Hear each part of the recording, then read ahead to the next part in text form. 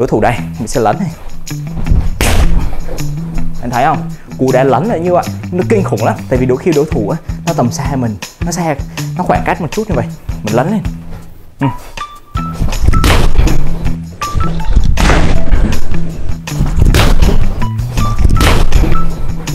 Rồi, ok, cú đá này cực kỳ hiệu quả nếu bạn đánh đúng lúc, đúng thời điểm, bảo đảm đối thủ văng mấy mét.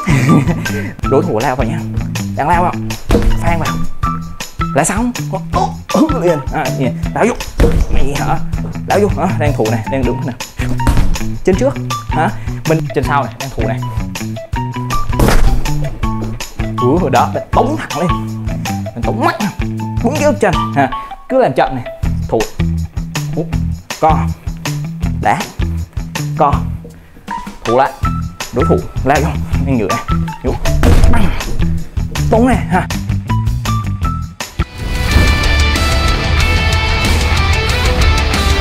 Hi, xin chào quý vị và các bạn, mình là Vin. Chào mừng các bạn đến với kênh YouTube Vin Kung Fu.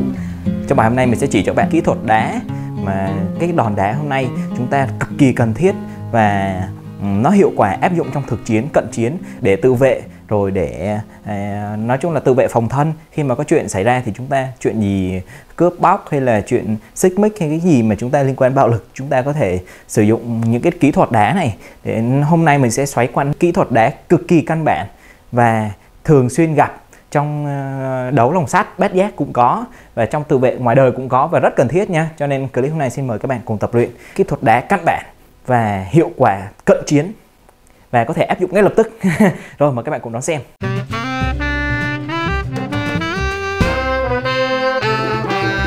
Rồi, kỹ thuật đá đầu tiên mà mình muốn giới thiệu cho các bạn trong bài hôm nay, bạn biết là gì không? Kỹ thuật đá đầu tiên dễ nhất và hay gặp đó chính là đòn. Bây giờ mình sẽ dùng những cái tên mà tên gọi thông thường để chúng ta có thể dễ hiểu ha. Còn cái tên của nó, ví dụ như trong võ cổ truyền thì tên nó khác, trong võ taekwondo tên nó khác, karate tên nó khác, võ thiếu lâm tên của nó khác.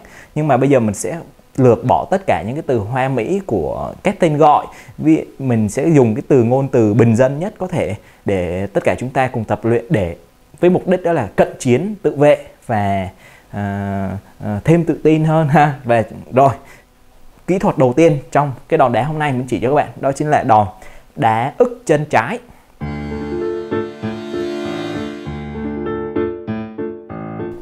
Hay còn gọi là đá ức chân trước. Đá ức chân trước là như thế nào? Đây, mình sẽ có một cái thằng hình nộm như thế này. Khi mà các bạn hình dung này, khi mà bị tấn công, đối thủ nó tấn công, nó lao từ phía kia, nó lao về đây, đúng không? Nó tấn công thì cái chân trước có nghĩa là, ví dụ đây, ví dụ chân trái trước, mình đang đứng thủ, thường mình hay thủ chân phải sau chân trái trước như thế này. Đây, thường là chúng ta sẽ thủ như thế này, mình nhớ nha. Đây, thường chúng ta đứng như vậy đó. Rồi chúng ta có thể đảo bên, nhưng mà bây giờ mình nói một bên trước, bên này chân trước là chân trái, chân trước là cái chân ở gần đối thủ hơn, đây này, cái chân phía trước này đó. Vậy thì kỹ thuật đầu tiên mình chỉ cho các bạn đó là chúng ta sẽ đá ức chân trước để phản đòn. Ví dụ khi đối thủ lao tới, chúng ta co chân này lên, chúng ta này rộng ra, chúng ta co chân trước rộng ra để cản đối thủ lại. Khi mà nó tấn công lên, chúng ta rộng ra để khước nó lại, để nó không cho nó lao tới tiếp. Này, đây rất là nhanh. Đây bạn nhìn nhá, đây này, đang đòn như vậy đúng không? Lao đâu? Đây nó đang đứng yên nhưng mà thực ra là nó đang lao vào. Này, nó lao thì chúng ta phang ra. Đó là kỹ thuật đá ức chân trước. Thì đá nó cũng đơn giản. Mình chỉ cho các bạn này. Đây, khi mà chúng ta co lên này, nó có 4 bước như thế này, bạn chú ý nha. 1, nâng thủ này. 1, co chân lên. Bạn nhớ nhá, 1 co, nói ngắn gọn này. 1 này, co cao lên, này, co cao lên. Nhớ co cao đầu gối lên ha. Rồi 2 đá, 3 co lại, 4 đặt xuống ha. Mình sẽ nói ngắn gọn như thế này, 4 bước. 1 co, 2 đá, 3 co, 4 đặt. Đó, mình dùng từ ngắn gọn bạn dễ hình dung nha. Đây, mình quay góc này thì nó hơi vướng đúng không? Mình quay góc này cho bạn dễ hình dung này. 1 co. Này, co là bạn nhấc cái này, cái ngón chân ấy, bạn cong cái ngón chân lên. Bạn cố gắng cong cái ngón chân lên để đá cái ức chân là cái chỗ này này. Cái chỗ này này, bạn thấy không? Ức chân là cái chỗ này này. Đó. Đây, hình dung cái tay cho dễ này. Cái đấy, chỗ này là cái ức chân. Đây là ức tay, còn ức chân là đây. Này, cái chỗ này. Đó. Bạn sẽ đá đúng cái điểm đó nhé. Bạn nhớ này, 1 co. Co này, co như vậy này. Đó, rồi 2 đá ra. Đá ra là duỗi thẳng ra, Về này, bạn đưa đúng cái ức chân này vô. Bạn không có đưa ngón vào các bạn sẽ bị gãy ngón chân ha, nó yếu lắm. Đưa đúng ức chân vào. Mà cũng không đưa gót, đưa đúng ức này, nó chân nó đang như thế này, bạn nhìn cái thế này.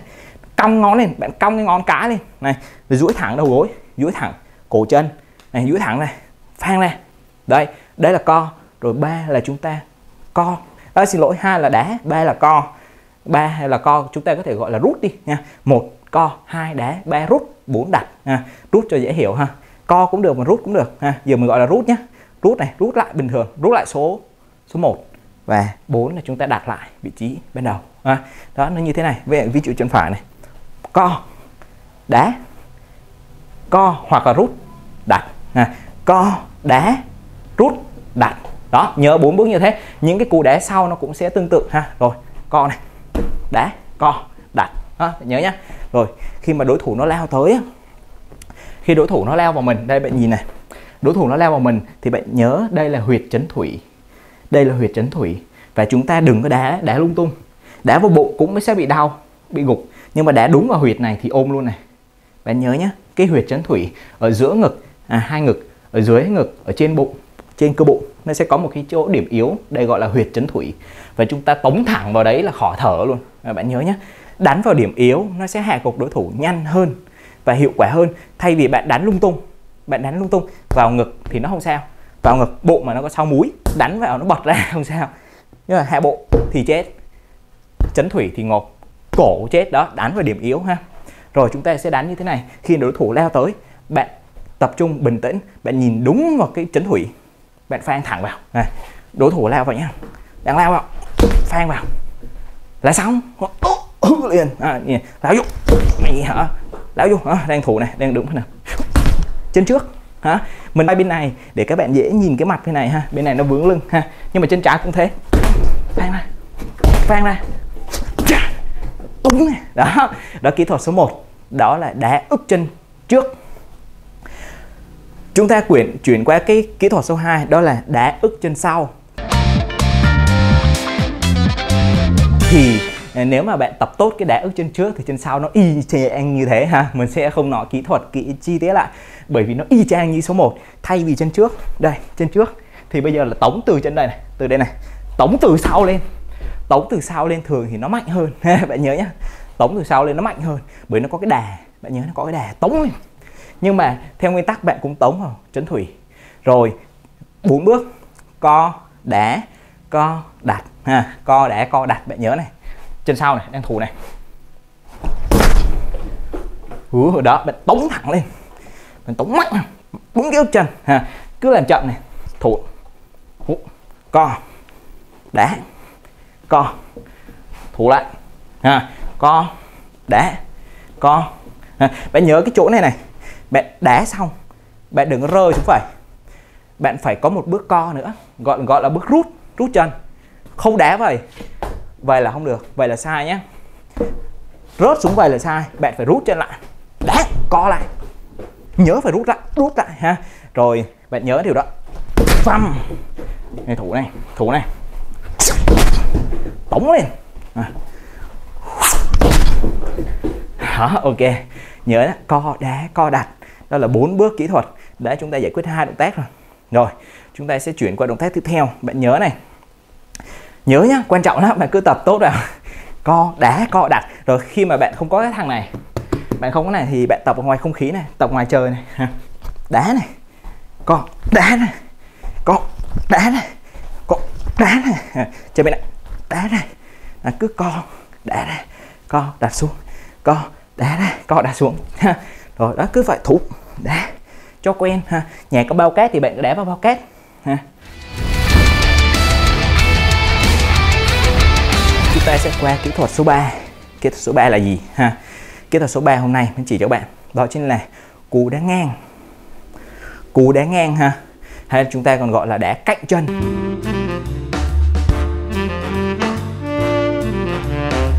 Đá cạnh chân.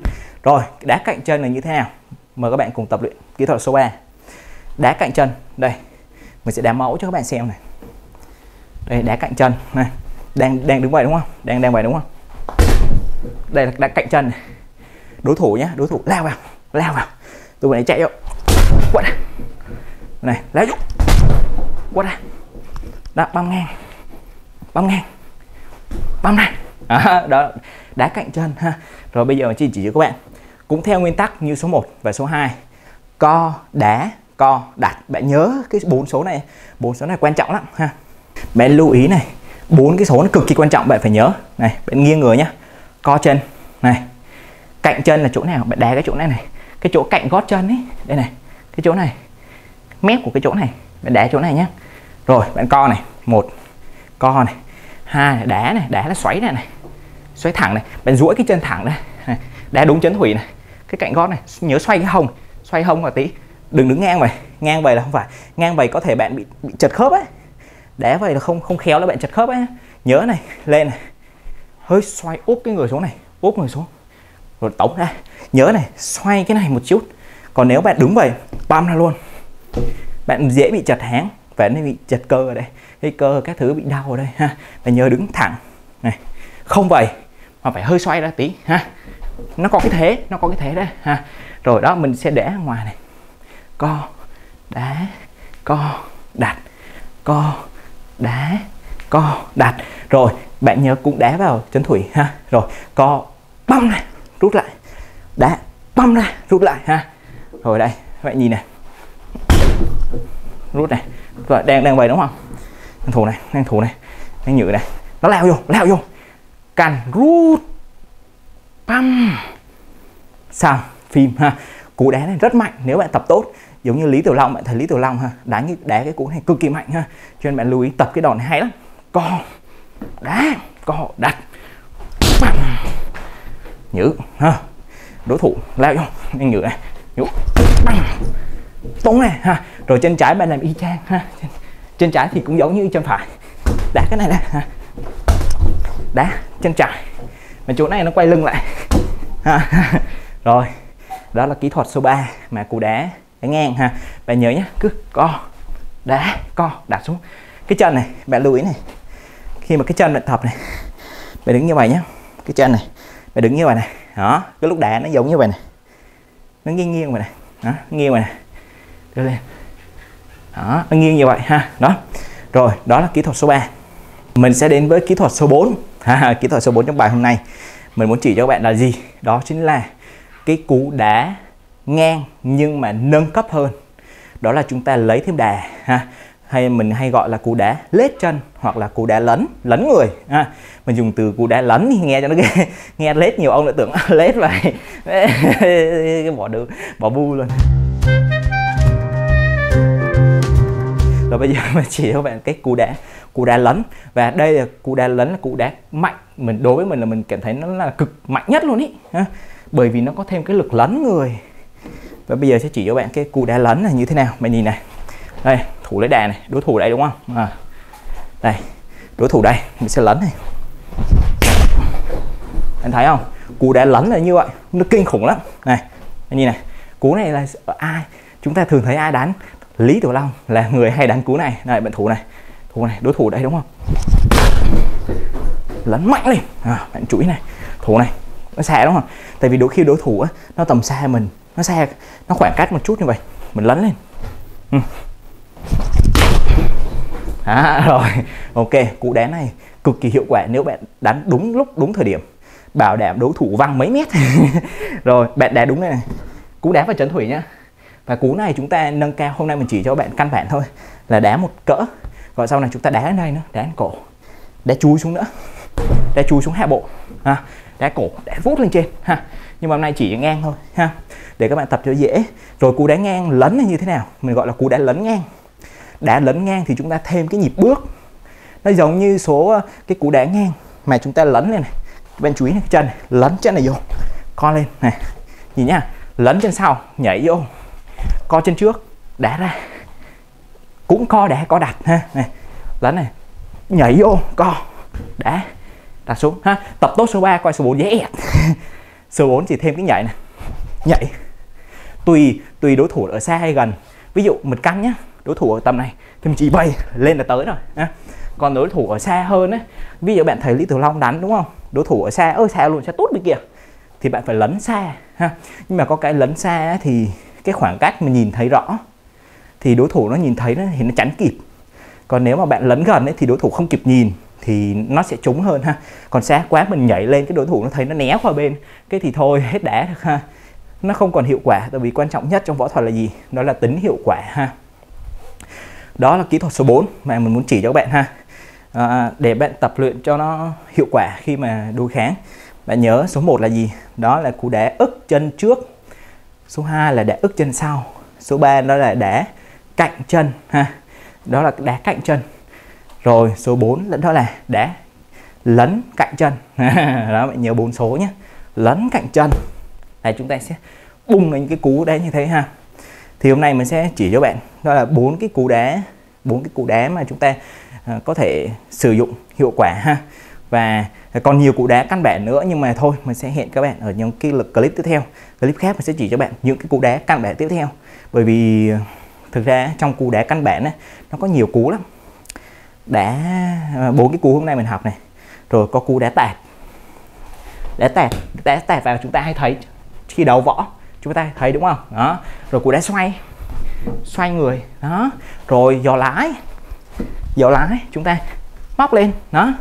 Rồi đó, rồi song phi. Đó, rồi rất nhiều cú đá, nhưng mà mình sẽ chia nhỏ ra và trong clip khác mình sẽ chỉ cho bạn. Và clip hôm nay sẽ dừng tại đây. Rồi, chúc bạn tập luyện thật vui, và có gì thắc mắc bình luận phía dưới mình sẽ sớm giải đáp cho các bạn trong những clip tiếp theo. Và bạn ráng cố gắng tập luyện. Còn tập luyện bao nhiêu là đủ ha, mình chỉ cho bạn luôn. Mỗi ngày bạn chỉ cần dành ra tầm 1 cú đá, giống như các bạn nghe có cái câu của Lý Tiểu Long rất là hay ha. Mình nhớ mang máng nhá, mình chỉ nhớ mang máng trích dẫn chứ không có nói đúng từng chữ nhé. Có nghĩa là Lý Tiểu Long có nói một cái câu đó là: tôi không sợ người tập 10.000 cú đá, nhưng mà tôi sợ người tập 1 cú đá 10.000 lần. Bạn hiểu câu này chứ? Có nghĩa là người ta cần cái chất lượng hơn là số lượng. Bạn nhớ nhé. Cho nên bạn tập 1 cú đá 10.000 lần, nó hiệu quả, nó hay hơn là bạn tập 10.000 cú đá mà mỗi cú đá bạn đá có 1 lần. Đó, cho nên vậy thì chúng ta cần tập luyện như thế nào cho nó hiệu quả? Thì bạn mỗi ngày bạn dành ra tầm 15-20 phút thôi để tập võ, tập thể thao cho nó khỏe. Bạn tập mỗi cú đá bạn đá tầm mỗi ngày bạn đá 10 đến 20 lần là đã khỏe rồi. Ví dụ đá ức chân, ví dụ đá ức chân đếm 1, 2, 3, 4, 5, đó cứ đếm tới 20, đổ chân 1, 2, đó bạn cứ đá như thế rồi đá ngang 1, 2, 3, 4, ví dụ vậy bạn cứ đá như thế ha. Thì mỗi ngày bạn đá 10 đến 20 lần thôi, không cần nhiều đâu. Mình tính ra chắc tầm 15-20 phút là xong ha. Ôn các cú đá. Nếu bạn có bao cát, có cái thằng hình nộm như vậy, bạn có thể đánh vào nó thì cho nó cái lực cho nó quen ha. Rồi, đó chỉ cho các bạn mỗi ngày dành ra, chịu khó một chút. Hoặc là cách ngày 2, 4, 6, 3, 5, 7 bạn có thể lôi ra tập ha. Rồi, tạm biệt các bạn, mình hẹn gặp lại trong những clip tiếp theo.